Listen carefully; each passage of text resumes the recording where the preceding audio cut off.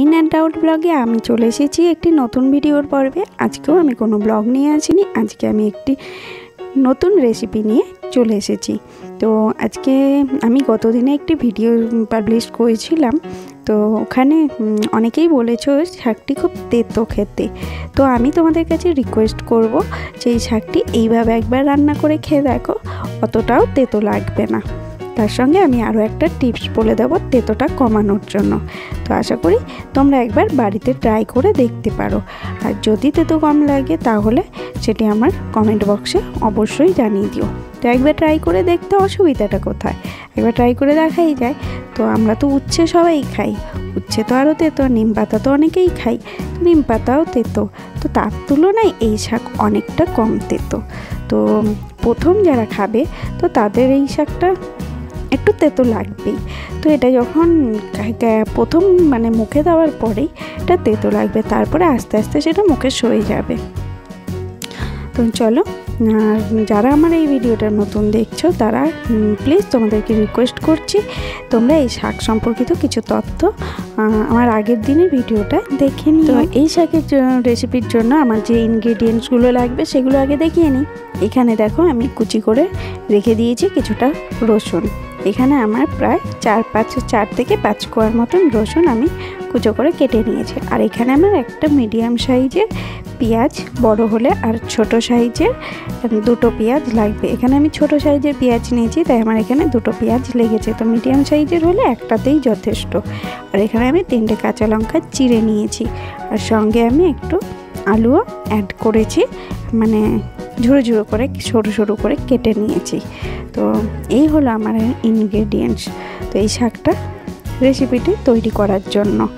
আর তো বন্ধু, তোমাদেরকে আমি বলবো যে তোমরা অবশ্যই একবার চেক আউট করে নাও আমার আগের দিনের ভিডিওটা, তাতে আমি বলছি তোমরা অনেকটাই উপকার পাবে। এই শাক খেলে কি কি উপকার হয় সমস্তটাই আমি আগের ভিডিওতে দিয়ে রেখেছি। তো দেখে নাও একবার চটপট যে এই শাক খেলে কি কি উপকার হতে পারে। এখানে যে উপকার করে হতে পারে সেটা আমি একবার জানিয়ে দিই।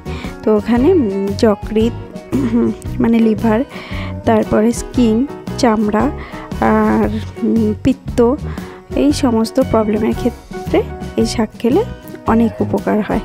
আর এখানে দেখো তেল গরম করে সাদা তেল ইউজ করেছি আমি। এখানে রসুন কুচিটা দিয়ে নিয়েছি, রসুন কুচিটা হালকা ফ্রাই হয়ে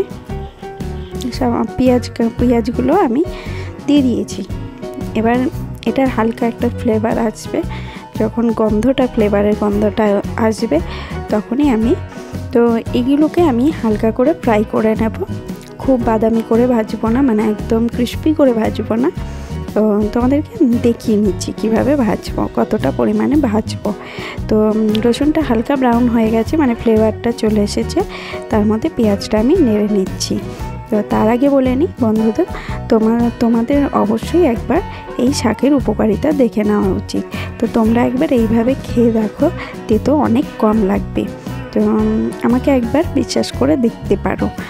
আর ওখানে যারা নতুন দেখছো আমার এই ভিডিওটা, তারা প্লিজ তোমাদেরকে রিকোয়েস্ট করছি যে ওখানে গিয়ে একবার অন্তত এই শাক সম্পর্কিত তথ্যগুলো একবার জেনে নালে তোমাদের ক্ষেত্রে খুব ভালো হবে, খুব উপকার পাবে। তো এটা বিভিন্ন পেটের প্রবলেম, লিভার, স্কিন, আর সঙ্গে কোমর ব্যথা, হাঁটু ব্যথা, তো কিভাবে খাবে, কতটা পরিমাণে খাবে, সমস্ত কিছু আমি ওখানে দিয়ে দিয়েছি। যাদের লো ব্লাড প্রেশার, তো তাদের ক্ষেত্রেও খুব উপকারী। এই সমস্ত যা রোগের ক্ষেত্রে উপকারী আমি সমস্ত তথ্য ওখানে আমি দিয়ে দিয়েছি, এবং কতটা পরিমাণে কিভাবে খেতে হবে, কখন খেতে হবে, তো আমি সেই বিবরণটাও আমি ওখানে দিয়ে দিয়েছি। তো এখানে দেখো আমার পেঁয়াজটা ভেজে নিয়ে আমি আলুগুলো দিয়ে দিয়েছি, সঙ্গে একটু হলুদ আর সঙ্গে সামান্য পরিমাণ মতো নুন। তো এবার আলুটা সামান্য ভাজা হয়ে গেলেই আমি এরপর শাকটাও দিয়ে ছেড়ে দেব। তো তোমরা একবার দেখতে থাকো। এরপর কাঁচা লঙ্কাটাও আমি দিয়ে অ্যাড করে নেব। তো তোমাদেরকে তো বললাম যে শাক সম্পর্কিত ওখানেই আমার সমস্ত কিছু তথ্যগুলো দেওয়া আছে। আর পারলে তোমরা অবশ্যই যদি হেল্পফুল মনে করো তাহলে কিন্তু আমাকে কমেন্ট করতে জানিও না। আর যারা বলছো এই শাকটা তেতো খেতে, তারা একবার আমাকে বিশ্বাস করে দেখতে পারো, তো শাকটা অনেকটাই তেতো কম লাগবে। এখানে দেখো কাঁচা লঙ্কা চেরাগুলো আমি দিয়ে দিলাম, মানে চিড়ে রাখা যে কাঁচা লঙ্কা। আর এখানে আমি শাকগুলোকে ভিজিয়ে রেখে দিয়েছিলাম যাতে এর মধ্যে যদি কোনো পোকামাকড় থাকে তো সেইগুলো চলে যাবে আর ধুলোবালিগুলো উঠে যাবে। তো অনেকক্ষণ আমি এই শাকটাকে ভিজিয়ে রেখে দিয়েছিলাম। আর এখানে আমি শাকগুলোকে ছেড়ে দিয়েছি পরিমাণ মতন, আবার শাকে একটু নুন দিয়েছি কারণ আলুতে তখন অল্প নুন দিয়েছিলাম। আর ক্যামেরাটা এক হাতেই রয়েছে বলে আমার ধরতে একটু অসুবিধা হচ্ছিল, তো সে কারণে আমি স্ট্যান্ডটা নিইনি, তো হাতে করেই নিয়ে আমি তোমাদেরকে দেখাচ্ছিলাম, যার জন্য একটু প্রবলেম হচ্ছে, তার জন্য সরি, কিছু মনে করো না। এইবার দেখো নেড়ে নেবো। আর এটা যেহেতু জলজ শাক তাই একটু কম সময়তেই এটা হয়ে যাবে, হালকা আছে নেড়ে চেড়ে নিলেই তো এটা মানে নরম হয়ে যাবে শাকটা। আর এতে কম, আর যারা বলছো তেতো লাগে তাদের জন্য একটা টিপস দিচ্ছি। তো তারা এক কাজ করো, এটা নুন দিয়ে সামান্য অল্প মানে কি বলবো, হাফ কাপের মতন জল দিয়ে চাপা দিয়ে এটাকে একটু সিদ্ধ করে নিতে পারলে এর তেতো ভাবটা কিন্তু অনেকটাই চলে যাবে। এটা হচ্ছে তেতো ভাব কাটানোর একটা আলাদা টিপস। তো তারা কিন্তু এইভাবেই করতে পারে, কিন্তু সিদ্ধ করলে কি এর গুণাগুণটা অনেকটাই চলে যাবে। তার জন্য আমি এখানে সিদ্ধ করে নিইনি, আমি একদম ডাইরেক্ট পাতা নিয়ে ইউজ করছি। তো এখানে যদি আমার একটু তেতো লাগে তো আমি তাতে যদি উপকার পাই তাতে আমার খেতে অসুবিধাটা কোথায়, তাই না?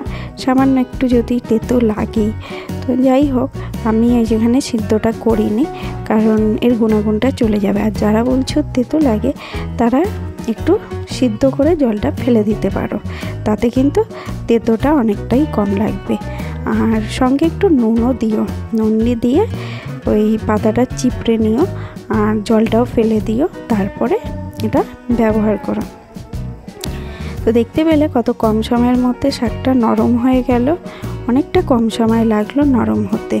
তো এখানে আমার প্রায় হয়ে আসছে, আমি আরেকটু চাপা দিয়ে রেখে দেবো, তারপরে আমি শাকটা নামিয়ে নেব।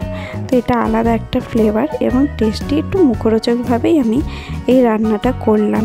তো নর্মালি করতে পারতাম, কিন্তু ওই যে যেহেতু একটু তেতো লাগবে তার জন্যই আমি সিদ্ধ তো করিনি, তো সিদ্ধ করিনি বলেই আমি গুণাগুণ চলে যাবে এই কারণেই আমি মানে মুখরোচকভাবেই তৈরি করে নিয়েছি যাতে তেতোটা আমার না মনে হয়। তো আমার রেসিপিটি পুরোপুরি তৈরি, আমি আবার আসছি নেক্সট ভিডিও নিয়ে। সঙ্গে থাকবে, সাপোর্ট করবে, ভালো থাকবে সব।